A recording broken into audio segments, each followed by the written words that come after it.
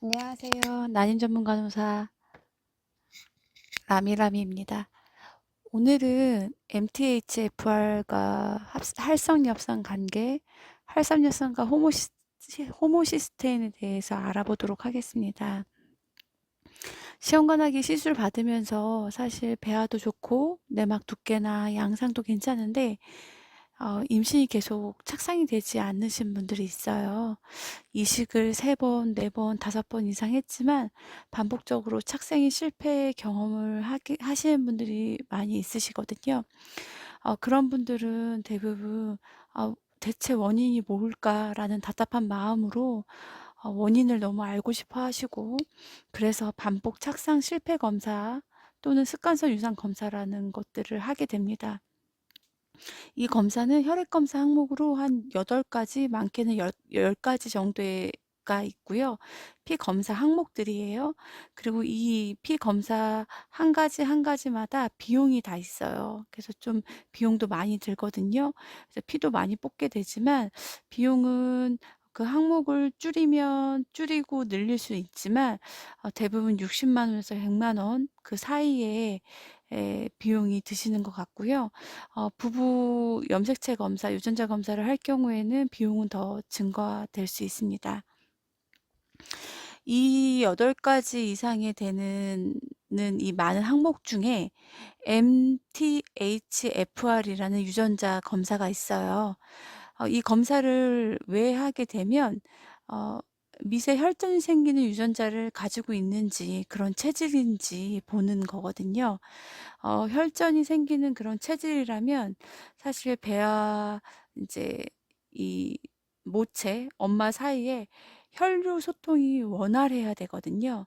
원활하지 않아서 임신을 방해한다고 보는 거예요. 그렇게 추정하는 건데, 어, 그렇다면 이런 미세한 혈전이 생기는 내가 체질인지, 그런 염색체를 갖고 있는지, 이런 거를 미리 알고, 이제 착상 시기에 맞춰서 약을 쓰는 거죠. 그러니까 치료 방법의 하나의 검사일 수 있어요. 그래서 반복 착상 실패를 어떻게 보면 줄일 수 있는 거라고 생각해서 이 검사를 하고 있고요. 이 MTHFR 유전자 라는 검사가 이 검사라고 제가 말씀드렸잖아요.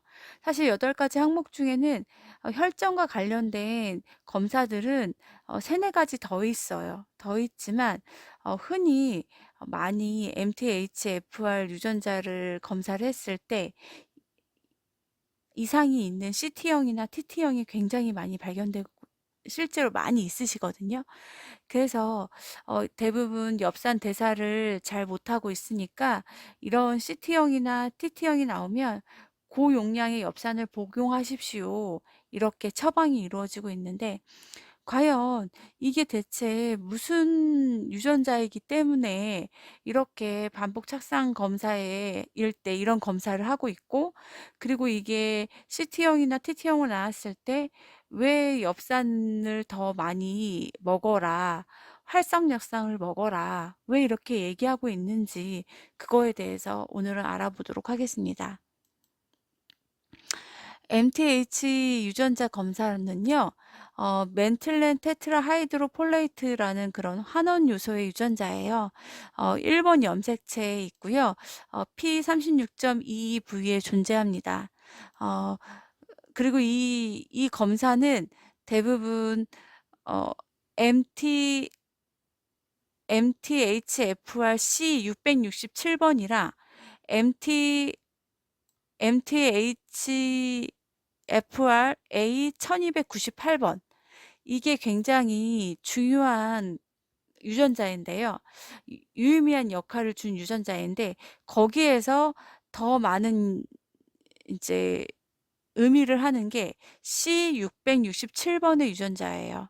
이 유전자 검사를, 이 MTHFR 검사를 했을 때 정상이 CC형이거든요. CC형으로 나와야지 정상이세요. 근데 이제 대부분 CT형이나 TT형으로 많이 나오시죠.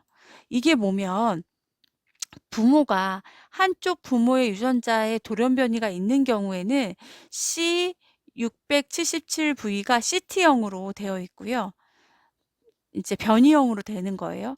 양쪽이 모두 유전자가 부모 유전자가 돌연변이인 경우에는 C677V가 TT형으로 변해져 있습니다. 딱 봐도 양쪽 부모 유전자가 다 돌연변이가 있으면 TT형이야. TT형이 딱 안 좋겠죠, 더. CT형보다는 TT형이 더 안 좋겠죠. 그리고 또 MTHFR에 A1298이라는 유전자가 있는데 이거의 정상형은 AA형이에요. 한쪽 부모의 유전자가 돌연변이가 있는 경우, 한쪽의 유전자가 동형의 경우에는 A1298V가 AC형으로 되어 있고요. 변이형 유전자가 되어 있고, 양쪽 부모 유전자가 다 돌연변이가 있는 경우에는 A1298V가 CC형으로 되어 있습니다. 이것 또한 딱 보시면 아시다시피 A1298V가 CC형으로 됐다. 양쪽 부모 유전자가 모두 돌연변이다 했을 때 이게 더 안 좋겠죠. 네. 그래서 MTHFR C667번은 TT형, 그 다음에 MTHFR A 1298은 CC형이 어떻게 보면 가장 안 좋은 유전자라고 볼 수 있습니다. 이 유전자가 대부분 MTHFR-C667 유전자가 더 강해요. 어떻게 보면 MTHFR-A 1298은 다소 약한 영향을 준다고 생각하시면 되거든요. 근데 이런 두 가지의 유전자는 가장 큰 문제는 엽산 대사 과정에 이상이 생겨서 호모시스테인의 혈중 농도가 상승한다는 게 문제예요. 이 호모시스테인이 혈중 농도가 상승하면 우리 몸에 별로 좋지가 않거든요. 그래서 유전자 변이가 있으신 분들은 혈중의 엽산 수치가 또 하락되고 호모시스테인 혈중 농도가 상승되는 이런 패턴을 보이는데, 이 증가된 호모시스테인, 제가 아까 계속 얘기했던 이 호모시스테인 수치는 임신이나 고혈압, 뭐 혈관 관련돼도 다 문제가 있지만, 임산부일 경우에는 임신 중독증 아시죠? 그 자간 저증이 C677T, 그러니까 CT형이나 TT형에서 그 존재했을 때 관련이 있다고 보는 보고도 있거든요. 그렇기 때문에 이 MTHFR 유전자 이렇게 변이형이 우리 몸에 좋지 않다라는 걸 알고 있는데, 이게 굉장히 흔합니다. 우리 유전자 돌연변이가 MTHFR 유전자 돌연변이가 정말 흔해요. 그래서 제가 나라별 수치를 갖고 왔는데요. 빨간색은 TT형이에요. 이 빨간색 있죠? 이 빨간색은 TT형이고 CT형이 이 주황색인데요. 보시면 흑인은 굉장히 낮아요, 수치가. 흑인은 낮은데 일본도 높죠. TT형이 12% 전체 인구에, 그 다음에 CT형은 35%고요. 백인은 14%, 그 다음에 34%, 영국은 13%였고 35%.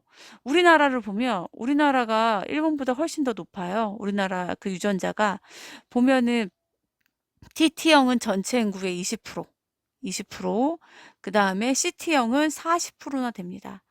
그래서 사실 전체 인구로 보면은 하여튼 MTHFR의 유전자 변이가 있는 CT형이든 TT형이든 전체 인구를 둘이 합치면 지금 60%잖아요. 근데 많게는 70%까지 있다고 얘기하고 있어요.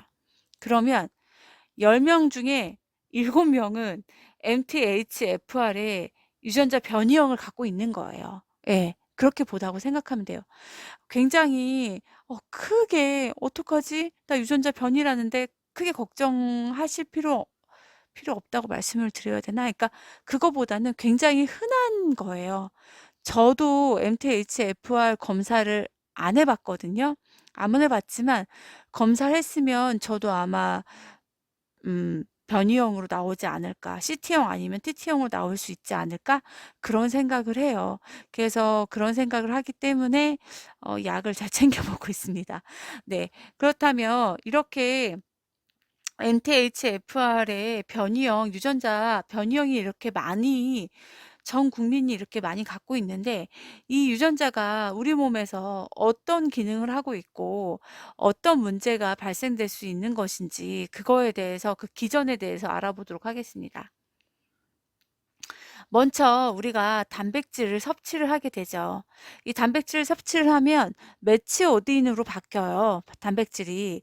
그러면 이 메치오딘은 헤모시스테인으로 대사가 이루어지거든요.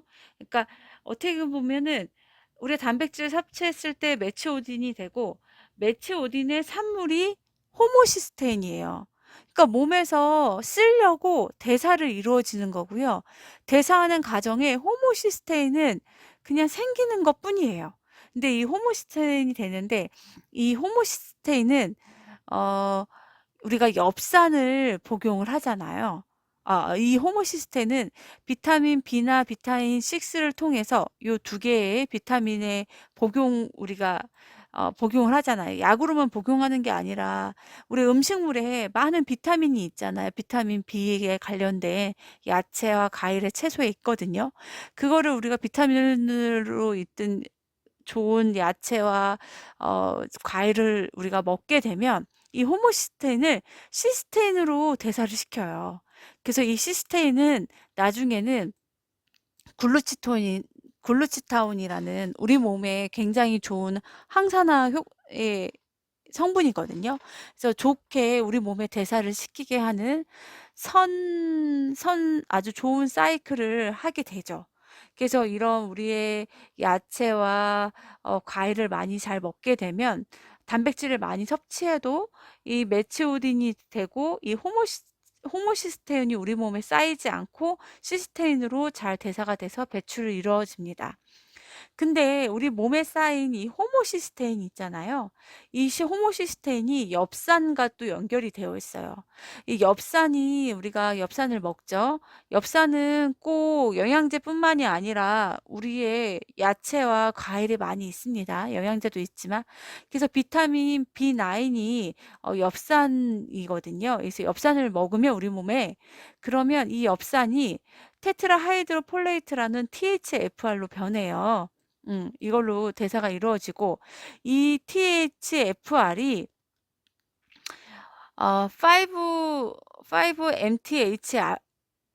5-MTHF로 변해야 되거든요. 5-메틸레이트 테트라하이드로폴레이트로 변해야 돼요. 이게 뭐면 이게 바로 우리가 흔히 얘기하는 활성엽산이에요. 그래서 5-MTHFR로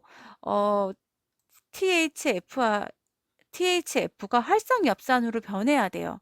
이렇게 활성엽산으로 변하면 이 활성엽산이 이 호모시스테인의 이 활성엽산이랑 같이 대사가 이루어져서 또 이제 몸에서 간으로 가서 이제 시스테인으로 돼서 이제 대사가 이루어지는 거예요. 근데 이 엽산을 우리가 많이 복용을 하잖아요. 그러면 어 5 MTHFR 활성엽산으로 변화를 시키려면 이 MTHFR 효소가 반드시 필요해요. 이 유전자가 환원 유전자가 굉장히 우리가 꼭 필요한데 이 환원 유전자 MTHFR 유전자가 아까 제가 CC형이 정상이라고 했잖아요. CC형이면 100% 활성엽산으로 우리가 활성화를 시켜요. 그래서 호모시스테인이랑 같이 어 우리 몸속에 있는 호모시스테인을 어 대사를 시켜서 우리 몸에 호모시스테인이 쌓이지 않게 해 줘요, 이 활성엽산이. 그래서 우리 몸에 비타민 균이 있으면 선순환이 이루어지는 거예요. 우리 몸에 호모시스테인이 쌓이지 않고 우리 몸의 밸런스를 유지하는 이렇게 전체적인 순환이 계속 선순환이 이루어지거든요, 우리 몸에. 근데 우리의 MTHFR 유전자에 이상이 있다고 생각해 볼게요. CT형이랑 TT형이 우리 몸에 있다. 그러면 활성엽산으로 잘 못 만들겠죠. 활성엽산이 별로 없어. 그러면 우리 호모시스테인이 우리 몸에 쌓이겠죠. 그렇기 때문에 메치오딘의 그냥 대산물이거든요. 호모시스테인은. 이 호모시스테인으로 바뀌어야지만 또 시스테인이 되고 이렇게 되기 때문에 호모시스테인은 무조건 바뀌어야 돼요. 그렇지만 이 호모시스테인을 배출을 하거나 대사를 해야 되잖아요. 그게 바로 활성형 엽산이에요. 그래서 활성형 엽산이 우리 몸에 잘 만들어져야 하는 건 굉장히 중요한데, 보면은 제가 MTH의 효소 활성도에 대해서 표를 봤거든요. 그래서 보시면 되는데, MTHR의 정상형이 제가 아까 CC형이라고 했잖아요. 정상형은, 이 CC형은 이 C667cc형, 이게 정상형인데, 이거는 이 효소가 100% 활성화가 돼요. 그래서, 어, 우리 호모시스테인을 잘 대사를 시키는 거죠. 밖으로 쌓이지 않게 잘 대사가 돼서 우리 몸에 좋은 항산화가 될 수 있게끔 잘 해주는 거예요. 근데 CT형을 보세요. 우리 CT형은 이렇게 활성도가 35%가 감소돼요. 100%에서 35%가 감소되죠. 그러면 이게 활성엽산으로 잘 변환이 잘 되지 않겠죠, 우리 몸에. 그래서 시스, 호모시스테인을 잘 대사를 시켜야 되는데 대사율이 적어지겠죠. 그러면 호모시스테인이 우리 몸에 쌓이겠죠. 근데 MTHR의 TT형이 있어요. 그리고 MTHR의 그 C 1298도 아까 있다고 했잖아. 그거에 가장 안 좋은 게 CC형이라고 제가 말씀드렸죠. 이 두 개는 70% 감소를 한대요. 이 MTHFR 호수를 활성도를 70%나 감소를 해요. 그럼 우리 몸에 활성엽산으로 변하지 않고 이게 활성도가 되면 우리 우리 몸에는 호모시스테인을 분해하지 못하고 몸에 쌓이게 돼요. 그래서 어, MTHFR의 정상인 AA형 있잖아요. 1298 A형은 돌연변이 A씨와 CC형이 제가 있다고 했는데 이거는 단독으로는 의미를 가지기는 어렵고 이 CT형 있잖아요. C677 CT형이랑 TT형이 같이 있다면 더 고호모시스테인 혈증의 위험도가 증가할 수 있다고 합니다. 그렇다면 제가 왜 이렇게 호모시스테인을 자꾸만 얘기하느냐? 그 이유는요. MTHFR 이 CC형은요. 뇌혈관, 심장질환, 뇌결생, 말초혈관 등의 혈관성 질환에 관여를 해요. 이 MTHR C677이. 그렇기 때문에 CC형이라는 정상형의 CC형이 있으면 이 혈관성 질환이 거의 잘 안 생긴다고 해요. 그리고 MTHFR A 1298 있잖아요. 이거는 정상형이 AA형이라고 그랬잖아요. 이거는 어디에 관여를 하면 우울증, 근막염, 우리 만성 피로 이거에 관여를 해요. 우리가 굉장히 피곤하고 산화 스트레스가 높고 막 이렇게 힘들잖아요. 근데 이 AA형이 정상으로 되어 있으면 우울증이나 근육통이나 만성 피로 이런 것들이 적다는 거예요. 근데 우리가 MTHFR 효소 활성도가 줄어들면 활성형 엽산이 적게 형성되어 호모시스테인이 몸에 쌓인다고 제가 아까 말씀드렸잖아요. 그래서 이 고혈중에 고호모시스테인 혈증이 되어 있으면 우리 몸에 약간 혈관, 그 다음에 혈전, 이게 혈액순환이 잘 되지 않는다고 우리가 이제 의심을 하고 생각을 할 수 있는 거죠. 그래서 그러니까 CT형이랑 그 CC형이 같이 있으면 더 위험도가 증가된다고 합니다. 그래서 고호모시스테인 혈증이 뭐냐? 그러면 고농도로 축정된 호모시스테인이 혈관을 손상을 시킨 데 관여한다. 혈관을 많이 손상시킨다. 그래서 뇌혈관, 심장질환, 그 다음에 말초혈관 질환 등의 혈관성 질환의 중요한 유험인자다 얘기하고 있어요. 그래서 이것을 난임 환자들에게 적용을 하다 보면 많이 연구가 이루어졌는데, 우리 태반에 혈정증을 생성해서 태아로 가는 혈액을 막아 혈액순환 장애를 일으키며, 난포에도 호모시스테인 농도가 높아지면 난포 생성에도 문제가 생겨서 배아의 질, 성숙도에도 좋지 않은 영향이 이루어지고 있다는 보고가 이루어지고 있어요. 그래서 호모시스테인이 몸에 증가를 하면 착상이 잘 안 되는 거죠. 우리 배아가 착상을 하면은 자궁으로 혈류가 굉장히 충분히 있어서 태반도 형성되고, 아기가 잘 자랄 수 있는, 태아가 잘 자랄 수 있는 아기집도 형성되고, 그게 굉장히 활발히 이루어지는데, 거기에 잘 활발하게 잘 혈관이나 이런 것들이 좋지가 않아서 혈전도 생길 수 있고, 이런 게 좋지 않아서 반복 착상 실패나 습관성 유산에 화학적 유산도 있고요. 이런 게 의미가 있다. 그렇기 때문에 혈중의 호모시스테인 수치를 낮춰준다면 이런 습관성 유산이나 반복 착상 실패를 어떻게 이렇게 도와줄 수 있지 않을까? 도움을 주지 않을까라는 그런 연구가 계속 이루어지고 있어요. 그렇기 때문에 반복 착상 실패 검사에 8가지 이상 되는 많은 검사에 이 MTHFR이라는 검사, 유전자 검사를 집어넣고, 거기에 CT형이나 CTT형으로 나오면 모든 의사 선생님들이 고용량의 엽산 또는 활성엽산을 먹으라고 많이 추천을 해주고 있어요.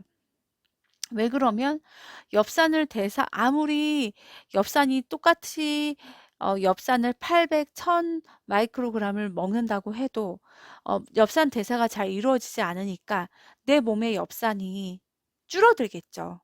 그러면 이 엽산이 적으면 신경관 결손부터 시작해 가지고 태아나 임산부에게, 엄마 몸에도 많이 좋지 않은 그런 결과들이 계속 보고가 되고 있잖아요. 그래서 임신 준비하는데 가장 필수가 엽산이잖아요. 엽산이 굉장히 중요하기 때문에. 근데 이렇게 CT형이나 TT형인 경우에는 엽산의 대사가 잘 이루어지지 않아요. 그래서 몸에서 활성형 엽산이 잘 흡수가 되지 않기 때문에 그것도 문제이고, 그리고 또 활성형 엽산이 많지 않기 때문에 이 호모시스테인이 또 몸에 쌓이고, 여러 가지의 악순환이 반복된다고 볼 수 있는 거예요. 그렇다면 우리가 호모시스테인이 증가가 반복 착상 실패나 습관성 유산에 관여한다면, 우리는 그러면 활성 엽산만 먹으면 되느냐? 그렇지 않아요. 왜 그러면 활성 엽산은, 그러니까 CT형이나 TT형은 활성형 엽산으로 변환이 잘 안 되잖아요. 그래서 아예 활성된 엽산을 먹게 해요. 아예 활성 엽산이 팔아요. 그래서 활성한 엽산 제품을 먹지만, 그렇지만 호모시스테인을 시스테인으로 대사를 변화시키고, 그런 아주 좋은 사이클이 이루어지기 위해서는 비타민 6랑 비타민 12도 필요하다고 아까 제가 설명을 드렸잖아요. 그렇기 때문에 제가 공부하고 제가 봤을 때는 비타민 9의 활성형 엽산을 복용을 하면서 비타민 6랑 비타민 12에 비타민 B 복합형 있잖아요. 복합제 있잖아요. 이 영양제를 같이 먹어야 맞다는 결론이 나온 거죠.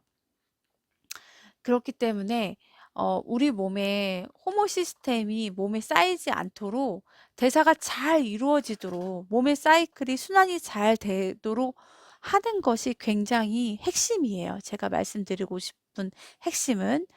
그래서 자료를 찾다 보면 호모시스테인 수치가 높으신 분들이 임신 중독증이 자간 전증이 임신 중독증을 얘기하거든요. 이런 것들과 굉장히 밀접한 관련이 있다고 보고되고 있어요. 그렇기 때문에 임신하고 난 다음에도 관리가 굉장히 중요한 것 같다고 돼요. 임신 중에도. 제가 자료를 준비하고 선별하는 거는 어 제가 난임병원에서 15년 동안 근무를 하면서 난임 환자분들이 답답함을 굉장히 호소하고 힘들어하는 것을 질문을 굉장히 많이 해요. 하지만 제가 병원에서 근무하면서 상담 한 명 한 명 계속 상담을 해 드릴 수도 없는 거고, 그리고 환자분들 계속 있고 막 배주사 설명부터 시작해 가지고 과배란 주사 설명, 시험관하기 설명하면 설명할 것들이 굉장히 많거든요. 그렇기 때문에 시간이 굉장히 없어요. 그래서 소통할 수도 없고 제가 아는 정보를 드리고 싶어도 드릴 수가 없는 경우가 굉장히 많아요, 병원을 근무하면서는. 현실적으로 시간에 쫓기는 거죠. 그래서 제가 인제 유튜브를 시작하게 됐는데요. 저는 난임병원에서 15년간 근무한 간호사입니다. 그래서 옆에서 보고 느끼고 필요하다는 정보를 준비하고 있어요. 하지만 저는 의사가 아니에요. 저는 의사가 아니고 간호사예요. 그렇기 때문에 그분들의 답답한 심정, 심리적인 거를 간접적으로 옆에서 계속 보고 15년 동안 이렇게 보고 있었거든요. 강남 차병원에서 근무했고 지금 미래원 여성원에서 근무하고 있지만, 그렇기 때문에 제가 의학적 지식이나 자료를 준비하면 조심스러워요. 과연 내가 준비하는 게 100% 맞을까? 왜냐면 저는 의사가 아니잖아요. 그렇기 때문에 제 영상을 보시고 참고 정도로 하시면 좋고요. 제가 자료를 들었을 때 정말 저게 맞는 걸까? 생각하시고 더 공부하시고 더 자료를 찾아서 자신에게 맞는 것들을 찾으시면 더 좋겠어요. 전 의사가 아닙니다. 네. 그래 그렇지만 저는 난임으로 힘들어하는 부부를 정말 심적으로 옆에서 되게 많이 봤기 때문에 조금이라도 도움을 됐으면 좋겠다는 생각을 굉장히 많이 했어요. 왜 그러면 15년 동안 난임병원에 근무하면서 매너리즘에 빠질 때도 있고 지칠 때도 있고 '아 내가 지금 여기서 뭐 하는 건가.'라는 싶을 때도 있지만, 그때마다 제가 이겨내고 1년 1년 버틸 수 있었던 거는 어 임신을 성공하신 분들의 그 행복감 있잖아요, 기쁨. 그거를 옆에서 제가 지켜보면 저도 되게 기쁨이 되더라고요. 너무 기쁘고 저도 행복하고 '아 진짜 되게 보람되다. 여기서 일하는 게 되게 보람되다.' 이런 것을 느끼면서 저도 인제 그런 모습을 보면서 힐링을 느끼면서 사실 1 년, 2년 버텨오면서 지금까지 간호사 생활을 하고 있거든요. 그래서 난임으로 힘들어하는 가정에 행복이 찾아왔으면 정말 좋겠고요. 그리고 인제 기도하는 마음으로 저는 일하고 있어요. 예. 어 뭐 기도하는 마음으로 진실되게 일을 하면 그거는 그 진심은, 그 사람의 진심은 통한다고 생각하거든요. 그래서 오늘도 배주사 맞느냐 너무 고생 많이 하셨고요. 난임 시험관하게 하시고 인공수정 하시는 분들 많이 힘드시잖아요. 그리고 드리고 싶은 말은 여러분들은 정말 너무 소중하고요. 음 그리고 지금 최선을 다하고 있어요. 예, 여러분들이 할 수 있는 것을 정말로 최선을 다하고 있고, 그 누구보다 아이를 갖기 위해서 어 우리 가정에 정말 그 소중한 아이가 찾아오길 바라는 마음으로 최선을 다해서 오늘도 달리고 있고 운동하고 있고 주사 맞고 있고 약 챙겨 먹고 있고, 그렇게 최선을 다하고 있다는 것을 기억하시고요. 힘내셨으면 좋겠습니다. 그러면 오늘은 여기까지 할게요. 건강하시고요. 안녕히 계세요.